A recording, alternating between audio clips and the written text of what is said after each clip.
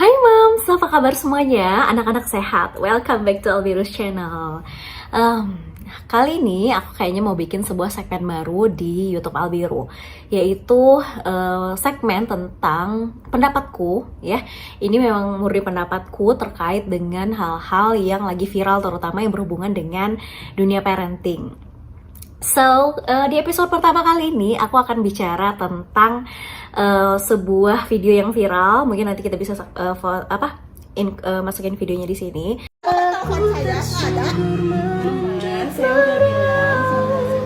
Itu adalah video tentang seorang ibu ya yang marah-marah kepada guru sekolah karena anaknya itu rambutnya digunting seperti ini. Anaknya masih kelas 1 SD, rambutnya digunting karena kepanjangan gitu. So, apakah itu salah orang tuanya atau itu memang murni salah gurunya? Atau siapa yang salah dalam permasalahan ini? So, tidak berlama-lama lagi, this is my point of view.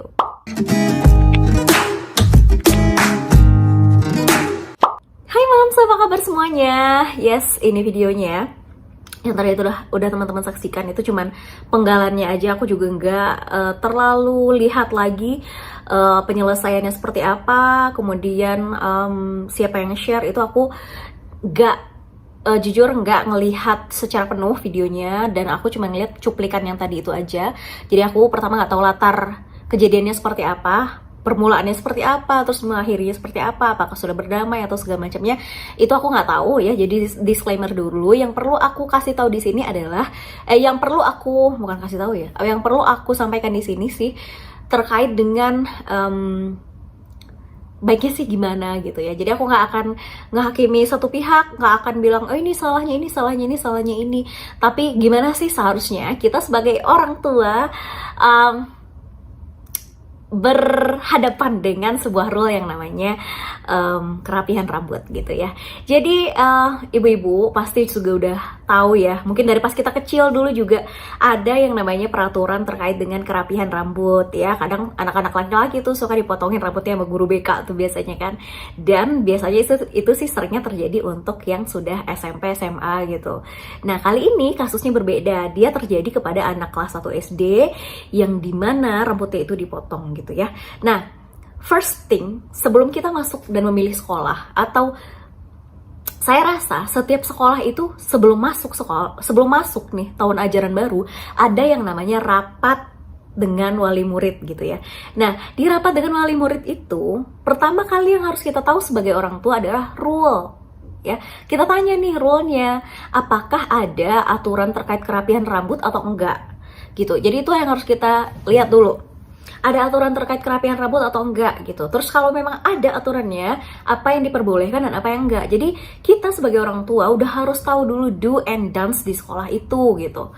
Misalnya aja yang lainnya kayak mungkin bawa handphone, atau berlaku juga kayak bawa mainan gitu, atau bawa jajanan gitu, itu perlu ditanyakan dulu sebelum anak kita masuk sekolah, dan ketika anak kita itu dan ketika kita dikumpulkan oleh guru untuk rapat wali murid. Jadi menurutku itu juga penting gitu, informasi itu penting untuk kita tanyakan, dan juga bagi sekolah-sekolah nih itu penting untuk disampaikan gitu. Terus yang kedua, kalau misalnya nih sikap kita sebagai ibu adalah aku nggak mau nih anakku diatur-atur masalah pakaian, masalah rambut, masalah apa. Aku rasa banyak pilihan gitu sekolah, kalau di Jakarta sih, tapi aku nggak tahu di daerah ya. Aku rasa ada pilihan gitu. Kalau misalnya kita di Jakarta, kita bisa pilih mana sih sekolah yang memang membebaskan, atau pilihan terakhir ada yang namanya homeschooling, yang memang itu bisa gitu diikutin, dan kayaknya nggak terlalu banyak aturan-aturan terkait hal itu gitu. Nah, ketika hal itu sudah diinformasikan nih oleh pihak sekolah kepada kita, wajib kita harus comply. Kenapa? Karena kita udah masuk ke sebuah sistem dan kita harus menyesuaikan diri dengan sistem itu yang sudah dibuat sedemikian rupa oleh sekolah. Jadi, kalau sekolahnya memberikan aturan bahwa memang harus rambutnya rapi, so ikuti aturan itu. Tapi kalau misalnya di sekolahnya nggak ada aturan itu, terus tidak diinformasikan dulu juga, jadi ya baru kita perlu lihat lagi gitu. Nah, dari sisi ini kita lihat lagi kepada sekolah ya. Nah, baik ya pihak sekolah itu pertama diinformasikan dulu nih. Jadi kalau kayak ngeluarin orang gitu atau menghukum orang gitu kan nggak langsung kayak jadi jatuh hukumannya gitu. Ada yang namanya surat peringatan pertama SP1, SP2 gitu. Jadi namanya anak kelas 1 SD ini pasti belum ngerti nih. Pasti belum ngerti karena dia dari taman kanak-kanak baru masuk SD. Jadi Bapak Ibu guru ya, mohon maaf nih, dari TK dia ke SD. Mungkin aja dia nggak TK gitu ya karena COVID kemarin. Jadi dia ini belum paham kalau ada yang namanya sebuah sistem atau aturan yang harus diikutin. So, selain disampaikan kepada anaknya, sampaikan juga kepada orang tuanya. Tolong rambut anaknya dipotong ya, Bu. Kalau nggak dipotong biasanya kami ada razia nih, nanti akan dipotong oleh Bu Guru. Kemudian kalau belum juga disampaikan lagi ke yang kedua kalinya, Bu, ini kita akan ada razia ya Bu, kalau misalnya nggak dipotong nanti jadi contoh buat anak-anak yang lain, jadi tolong dipotong ya Bu. Nah, kalau misalnya udah diberikan SP1, SP2, kemudian akhirnya dieksekusi di sekolah, nah jadi salah siapa? Jadi aku rasa kalau memang kita sebagai ibu nih nggak mau tidak mau mengikuti aturan yang namanya ada sekolah yang punya aturan bahwa rambut harus rapi, cari sekolah yang nggak ada aturan rambut rapi. Tapi dari sekolah pun juga begitu, tidak boleh langsung dieksekusi gitu kan, karena memang pasti anak kelas 1 SD itu akan trauma. Yuk makan dulu yuk. Habis minum obat. Akan sedih gitu ketika misalnya dia diperlakukan di depan teman-temannya, memberikan efek jerah banget buat dia, tapi takutnya efek jerahnya ini jadi trauma.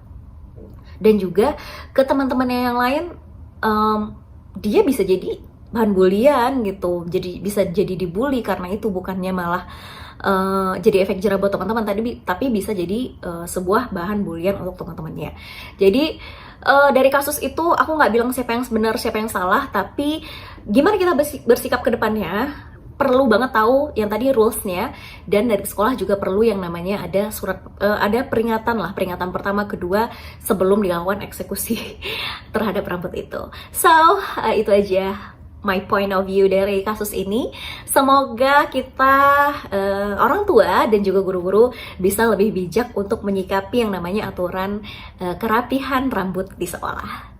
Thank you so much for watching. See you in the next video. Dah.